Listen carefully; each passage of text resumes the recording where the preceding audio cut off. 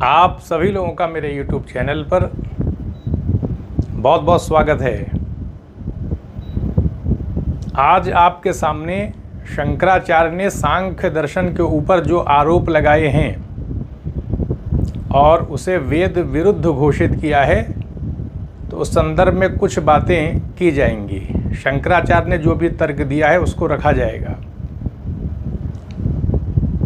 उस तर्क को रखने से पहले थोड़ा सा हम जान लेते हैं महर्षि कपिल के बारे में, क्योंकि सांख्य दर्शन के प्रवर्तक हैं वो। तो जो लोग पहली बार वीडियो देखेंगे तो उनको थोड़ा सा परिचय भी सांख्य दर्शन का रहना चाहिए। सांख्य दर्शन में दो प्रकार के तत्वों को हमेशा से माना गया है, यानी दो प्रकार के तत्व हैं। एक तत्व है प्रकृति और दूसरा तत्व है पुरुष। प्रकृति जड़ होती है, पुरुष संख्या में असंख्य होते हैं, मतलब संख्या में बहुत सारे होते हैं, असंख्य बताया गया है। और इधर अगर हम देखें तो शंकराचार्य एकमात्र ब्रह्म की सत्ता बताते हैं, जबकि पुरुष के मामले में असंख्य होने की बात आई है सांख्य दर्शन में। पुरुष की जो सत्ता होती है चेतन युक्त सत्ता होती है और प्रकृति जड़ होती है।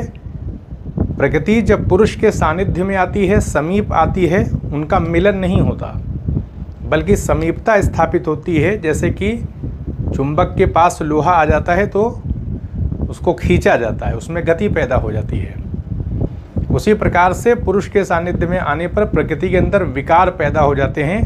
प्रकृति क्योंकि सत्व और रजस और तमो गुण से बनती है, इनके अंदर हलचल पैदा हो जाती है। तीन प्रकार के गुण जो हैं, और फिर हलचल पैदा होने से क्या होता है, ये जगत बनने लगता है, विकासवाद की प्रक्रिया चलने लगती है। तो हम कह सकते हैं कि भारत के अंदर विकासवादी सिद्धांत देने में महर्षि कपिल का बहुत बड़ा योगदान है। और हम कह सकते हैं कि विकासवाद की अवधारणा जो है वो महर्षि कपिल के दर्शन में देखी जाती है। महर्षि कपिल सांख्य सूत्र और तत्व समास, ये तो जो दो ग्रंथ हैं, इनके रचयिता महर्षि कपिल को ही माना जाता है। हालांकि ये ग्रंथ उपलब्ध नहीं हो पाया है। सांख्य सूत्र ईश्वर कृष्ण की जो सांख्य कारिका है उसमें माना जाता है कि महर्षि कपिल के ही विचार उसमें निबद्ध हुए होंगे। तो ये जो सांख्य कारिका है ये बहुत महत्वपूर्ण ग्रंथ है। इसमें सांख्य दर्शन का हम कह सकते हैं कि पूरा एक स्वरूप जो है वो उपलब्ध हो जाता है। जो भी सैद्धांतिक पक्ष है उसमें देखने को मिलता है सांख्य कारिका में, जो कि ईश्वर कृष्ण ने उसको लिखा था। अगर हम महर्षि कपिल को देखें तो उनका जन्म माना जाता है कपिलवस्तु के आसपास ही हुआ था, इसीलिए देखेंगे कि नाम भी कपिलवस्तु पड़ा हुआ है, वहीं उनका जन्म माना जाता है। और बहुत सारे मत देखने को मिलते हैं। कुछ विद्वानों के हिसाब से ब्राह्मण काल यानी वैदिक पीरियड में 700 ईसा पूर्व का जो काल है वो महर्षि कपिल का रहा होगा।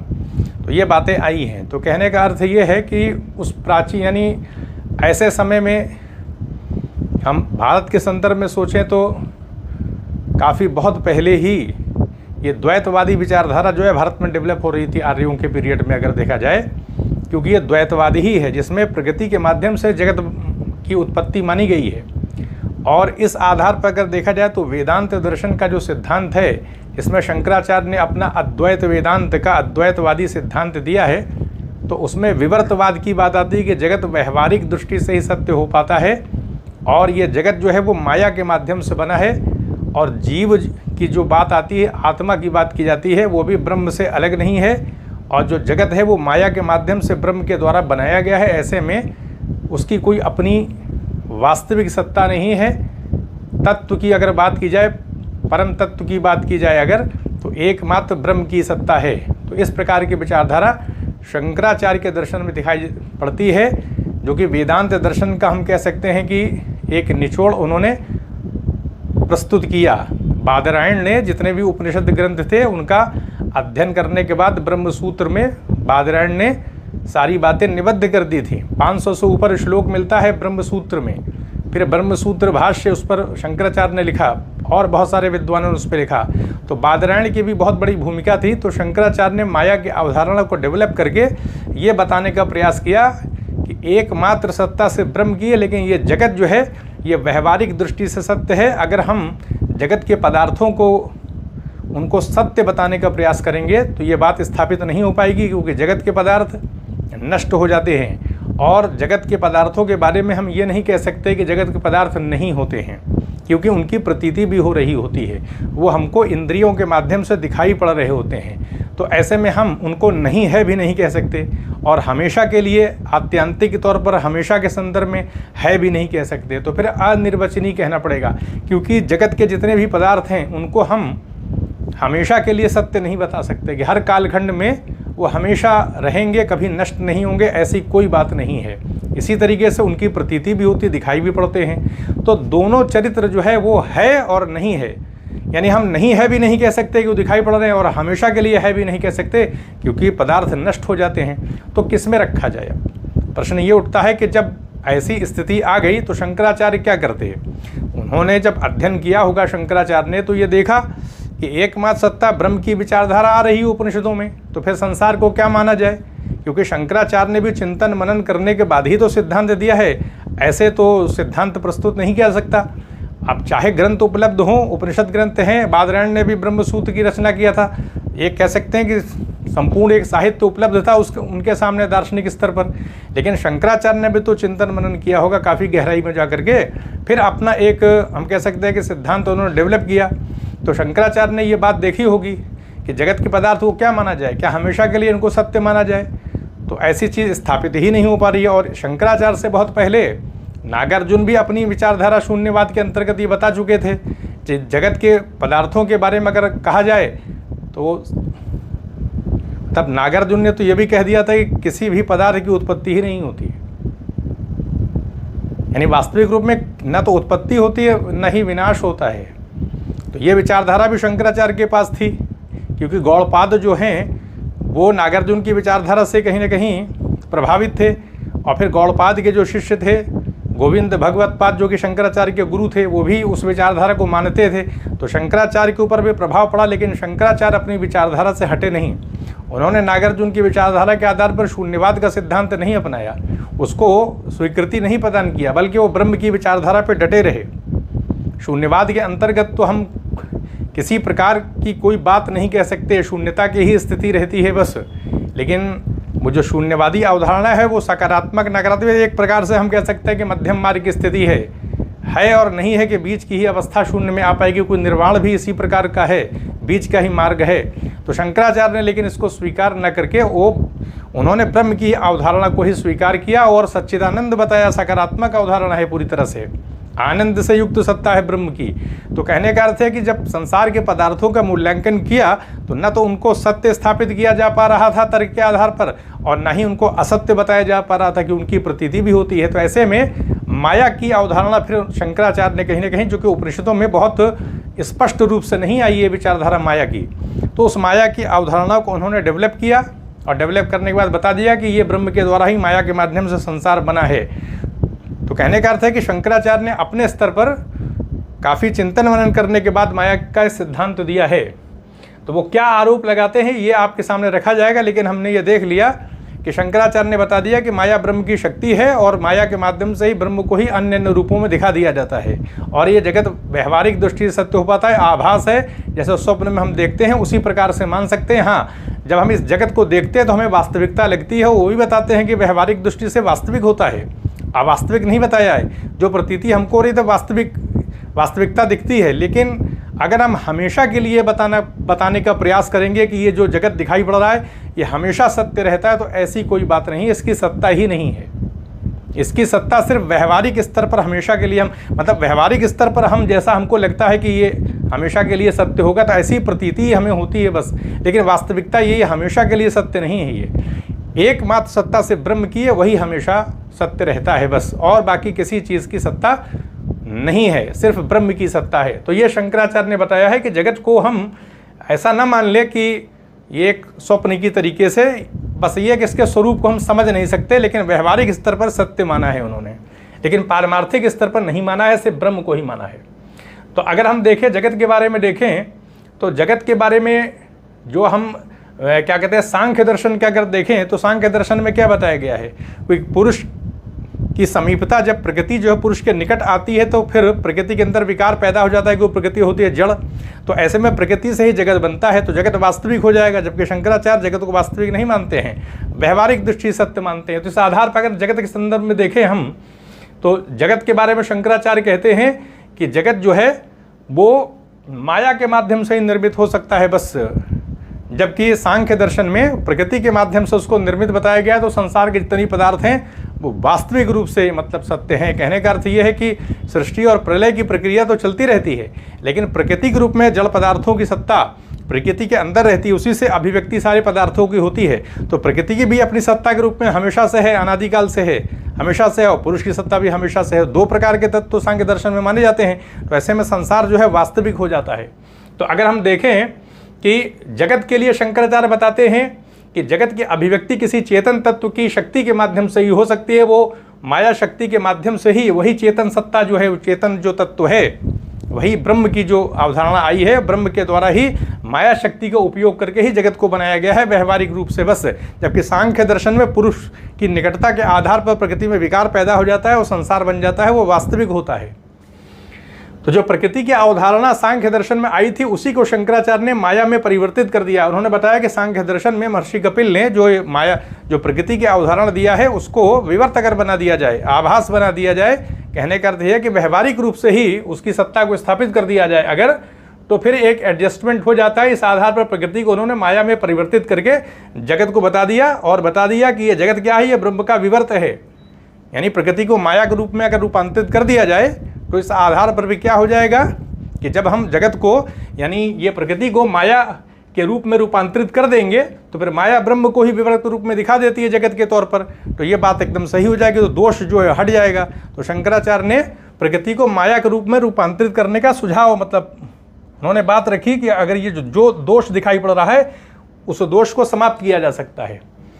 अब फिर शंकराचार्य ने एक और आरोप लगाया कि सांख्य दर्शन में जो ईश्वर की सत्ता को स्वीकार नहीं किया गया है, यानी ईश्वर की सत्ता को मतलब सांख्य दर्शन में स्वीकार नहीं किया गया है। बाद में ईश्वर की एक विचारधारा डेवलप कहीं ना कहीं हुई सांख्य दर्शन में, लेकिन महर्षि कपिल जो है वो ईश्वर की सत्ता में विश्वास नहीं करते हैं, ईश्वर की विचारधारा देखने को नहीं मिलती है, अनीश्वरवादी सिद्धांत है। तो शंकराचार्य कहते हैं कि जो अनीश्वरवाद की विचारधारा ये वेद विरुद्ध है। वेद के अंदर ऐसी कोई विचारधारा देखने को मिलती है। वेदों में तो बाद में अगर हम देखें वेदांत दर्शन में तो ब्रह्म की ही बात आई है और ब्रह्म को सच्चित आनंद युक्त सत्ता बताया गया है। तो अगर हम सांख्य दर्शन में देखें तो सांख्य दर्शन में सिर्फ पुरुष और प्रकृति की बात आई है और पुरुष के सानिध्य से प्रकृति में विकार पैदा हो जाता है और प्रकृति जो है वो कहीं ना कहीं पुरुष के संपर्क में रहती है क्योंकि वो जड़ है वो, तो उसके अंदर चेतना तभी आ सकती है जब पुरुष का सानिध्य उसको प्राप्त हो। तो ऐसे में विकार पैदा हो जाता है तो पुरुष की चेतना उसको उपलब्ध रहती है, फिर शरीर बन जाता है, सारे प्राणी बन जाते हैं। तो प्रकृति के माध्यम से जगत बनता है, इसमें ईश्वर की कोई भूमिका ही नहीं है। जबकि शंकराचार्य के हिसाब से ऐसी बात नहीं है। सांख्य दर्शन में जो बताया गया है कि पुरुष के सानिध्य से ये प्रकृति के में विकार पैदा हो जाता है और सारी चीज़ें बन जाती हैं, शंकराचार्य उसको नहीं मानते हैं। वो कहते हैं कि माया के माध्यम से ब्रह्म के द्वारा ही, यानी ब्रह्म जो है ब्रह्म के द्वारा ही माया शक्ति का उपयोग करके ही सब कुछ बनाया जाता है। ब्रह्म ही निमित्त कारण होता है, वही बनाने वाला होता है, वही उपादान होता है, क्योंकि माया उसी को जगत के रूप में दिखाती है। माया किसी और को टारगेट नहीं कर सकती, उसी को आधार बनाएगी, ब्रह्म को ही आधार बनाएगी। वो अपने केंद्र में किसको रखेगी? ब्रह्म को ही रखेगी। और ब्रह्म क्योंकि चेतन स्वरूप होता है तो वो अन्य अन्य रूपों में विवर्त के तौर पर सारी चीज़ें हमको प्रतीत होने लगती हैं। इसलिए विवर्त शब्द का उपयोग किया है, आभास प्रतिबिंब कहने का अर्थ ये है। तो कहने का अर्थ है कि विवर्त आभास प्रतिबिंब शंकराचार्य क्यों बता रहे थे? वो इसलिए बता रहे थे कि अगर हम तर्क और तथ्यों के आधार पर जब विश्लेषण करेंगे तो जगत के पदार्थों को हमेशा के लिए न तो सत्य बता पाएंगे और न ही उनको असत्य घोषित कर पाएंगे। इसीलिए तो अनिर्वचनीय बताया है कि संसार के किसी भी पदार्थ के स्वरूप के बारे में हम कुछ कह नहीं सकते, अनिर्वचनीय है, कोई शब्द का प्रयोग नहीं कर सकते। तो ये इसीलिए बताया था कि व्यवहारिक स्तर पर तो ये सत्यता है और हमें लगती भी है, लेकिन पारमार्थिक स्तर पर हम सत्य नहीं बता पाएंगे। तो ये शंकराचार्य ने बताया है कि अगर हम सांख्य दर्शन को मान लेंगे तो फिर अनीश्वरवादी जो है कहीं ना कहीं स्थिति पैदा होने लगेगी और ये वेद के विरुद्ध है। इसको शंकराचार्य ने स्वीकार नहीं किया। शंकराचार्य मानते हैं कि माया शक्ति के माध्यम से जगत का निर्माण ब्रह्म के द्वारा हुआ है। फिर बताते हैं कि ये जो त्रिकोणात्मक प्रकृति है, तो शंकराचार्य ने बताया कि इस प्रकृति को हम माया के रूप में अगर रूपांतरित कर दें, माया का ही हिस्सा इसको बताया शंकराचार्य ने कि जो सांख्य दर्शन में प्रकृति आई है ये माया का हिस्सा है, माया से अलग नहीं है। ये उन्होंने एक आरोप लगाया। हालांकि सांख्य दर्शन में अपनी विचारधारा है, सांख्य दर्शन के मानने वाले अपने विद्वान हैं, वो शंकराचार्य की बात को स्वीकार करें न करें ये उनके ऊपर होता है। ये विवाद तो दार्शनिक संप्रदाय में चलता रहता है, लेकिन शंकराचार्य ने अपने दर्शन में सांख्य दर्शन की आलोचना किया है, कहने का अर्थ है। तो उस आलोचना में बताने का प्रयास करते हैं जो त्रिगुणात्मक प्रकृति सांख्य दर्शन में आई है, ये वास्तव में शंकराचार्य के हिसाब से ये माया का ही अंग है। कहने का ये वास्तविक नहीं है, प्रकृति को हमेशा के लिए जो जड़ बता दिया है, द्वैतवाद की जो स्थापना है, इसका मतलब है शंकराचार्य उसको खंडित कर रहे हैं। जो पुरुष की विचारधारा है उसको ब्रह्म के रूप में कहने का रूपांतरित करते हैं, एक ही सत्ता है बस, क्योंकि पुरुष असंख्याएं हैं, जबकि शंकराचार्य की विचारधारा ब्रह्म की सत्ता जो उपनिषदों में वो एक है बस, अकेला। तो इस आधार पर शंकराचार्य बताते हैं जो पुरुष की अवधारणा है वो ब्रह्म की ही विचारधारा है, जो प्रकृति है वो माया का अंग है। ऐसे में एकमात्र सत्ता अद्वैतवाद के सिद्धांत के तौर पर एकमात्र सत्ता स्थापित हो जाती है, और ये द्वैतवाद जो है ये उचित नहीं है शंकराचार्य के हिसाब से। अब ये विचारधारा ये और जीव और जगत की आ रही है। शंकराचार्य बताते हैं कि अगर हम सांख्य दर्शन की विचारधारा को स्वीकार कर लेंगे तो जीव भी वास्तविक हो जाएगा और जगत भी वास्तविक हो जाएगा, क्योंकि दो प्रकार के तत्व तो स्वीकार ही किए गए, जड़ पदार्थ दोनों प्रकृति को मान लिया गया है और पुरुष को स्वीकार कर लिया गया है, तो ये संसार वास्तविक हो जाएगा। तो जीव भी का शरीर जो हमारा ये बना हुआ है, विभिन्न प्राणियों का शरीर है, वो भी क्या है, वो प्रकृति से निर्मित होगा तो वास्तविक हो जाएगा। जबकि शंकराचार्य के हिसाब से जो ये हमारा शरीर है वो माया के माध्यम से निर्मित है। तो इस आधार पर कहा जा सकता है कि शंकराचार्य बताते हैं कि ये जो विचारधारा आई है जीव और जगत के बारे में सांख्य दर्शन में देखने को मिलती है, शंकराचार्य उसको नहीं मानते हैं। वो बताते हैं अगर इस विचारधारा को हम मान लेंगे तो ये विचारधारा ब्रह्म से अलगाव को पैदा करेगी, यानी कहीं ना कहीं क्या होगा कि अज्ञान को बढ़ावा मिलेगा, क्योंकि एकमात्र सत्ता से ब्रह्म की है बस। अगर हम जीव जगत को ब्रह्म से अलग कर देंगे तो ये हमारे अज्ञान की बात है, हम अपने अज्ञान का विस्तार कर रहे हैं। वास्तविकता ये नहीं है, वास्तविकता ये है कि ब्रह्म के माध्यम से माया के द्वारा जो है जगत का भी निर्माण किया गया है, और शरीर रूपी ये जो हमारा शरीर दिखाई ये भी माया से निर्मित है, सत्ता सिर्फ एकमात्र ब्रह्म की है। अगर हम ऐसा नहीं करते हैं और सांख्य दर्शन को मान लेंगे, जीव जगत को वास्तविक मान लेंगे, तो ऐसे में ब्रह्म की जो सत्ता है क्या हो जाएगा फिर। अगर सांख्य दर्शन को मान लिया जाए तो फिर ईश्वर की विचारधारा कहाँ रही। सिर्फ पुरुष के सानिध्य में प्रकृति के अंदर विकार पैदा हो, जगत पैदा हो जाएगा, तो ब्रह्म की जो कोई भूमिका ही नहीं रहेगी, ईश्वर की तो कोई विचारधारा नहीं जगत के निर्माण में, जबकि शंकराचार्य ने ब्रह्म को ही माना है। तो इस आधार बताते हैं कि हमारा अज्ञान बढ़ेगा बस। और फिर विवेक ज्ञान के बारे में शंकराचार्य कहते हैं कि तर्क के अंदर बहुत ज़्यादा बल दिया गया है, क्योंकि जब तक कि हम प्रकृति के स्वरूप को नहीं जानेंगे तब तक मोक्ष की प्राप्ति, कैवल्य की प्राप्ति होगी नहीं सांख्य दर्शन के हिसाब से। इसके लिए सांख्य दर्शन में जो साहित्य उपलब्ध है, जो दार्शनिक ग्रंथ है, उसका अध्ययन गुरु के निकट होकर के करना पड़ेगा, चिंतन मनन करना पड़ेगा। और फिर पुरुष को जो है ये जो शरीर है और ये संसार है, इससे अपना पार्थक्य अलगाव महसूस करना पड़ेगा, चिंतन मनन की प्रक्रिया चलेगी, तर्क पर ज़्यादा बल दिया गया है। तो शंकराचार्य कहते हैं सिर्फ तर्क के माध्यम से बात नहीं बन सकती है, बल्कि वेदों उपनिषदों में, गीता के अंदर जो श्रवण मनन निधिध्यासन की बात आई है, इसके माध्यम से ही हम ज्ञान प्राप्त करके मोक्ष की ओर बढ़ सकते हैं। यानी ज्ञान प्राप्ति इन्हीं माध्यमों से होगी, श्रवण मनन निधिध्यासन से, तब जाकर के हमको मोक्ष की प्राप्ति हो सकती है। तो तर्क पर जो बहुत ज़्यादा बल सांख्य दर्शन में दिया है उसको अपर्याप्त तो बताते हैं शंकराचार्य। फिर सांख्य दर्शन के बारे में शंकराचार्य कहते हैं कि सांख्य दर्शन अवैधिक है पूरी तरीके से, क्योंकि वो प्रकृति को स्वतंत्र मान लेता है, जबकि एकमात्र स्वतंत्र सत्ता के तौर पर सिर्फ ब्रह्म की अवधारणा है बस। तो वेद विरुद्ध विचारधारा है।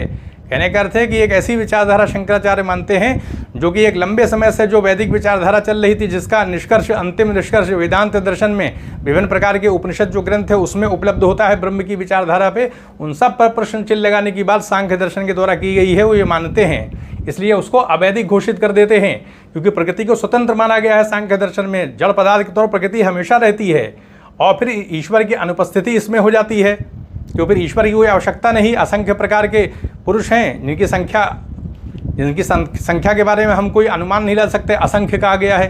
तो ऐसे में पुरुष असंख्य हैं और फिर उनकी निकटता प्रकृति से होगी, तो ईश्वर की कोई विचारधारा स्वीकृत नहीं हो सकती, अपने आप जगत बन जाएगा। और विकासवाद की प्रक्रिया चल रही है, क्योंकि पुरुष की चेतना तो प्रकृति को हमेशा के लिए उपलब्ध ही है, इसलिए विकासवाद चल रहा है, प्रकृति अपने को डेवलप कर रही है। तो फिर ईश्वर की विचारधारा तो अनुपस्थित हो गई, इसको वेद विरुद्ध मानते हैं। बताते हैं ये विचारधारा वेद विरुद्ध है, इसको स्वीकार नहीं किया जा सकता। तो इसलिए शंकराचार्य का जो मत है वो अद्वैत वेदांत में ही है कि एकमात्र ब्रह्म की सत्ता है, किसी एक को ही स्वीकार किया जा सकता है, दो को स्वीकार नहीं किया जा सकता। तो यहाँ पे आपके सामने कुछ बातें जो शंकराचार्य का अपना मत था उसको संक्षेप में रखने का प्रयास किया गया था। तो यहीं पर अनुमति दें, चैनल को सब्सक्राइब भी करें, शेयर भी करें।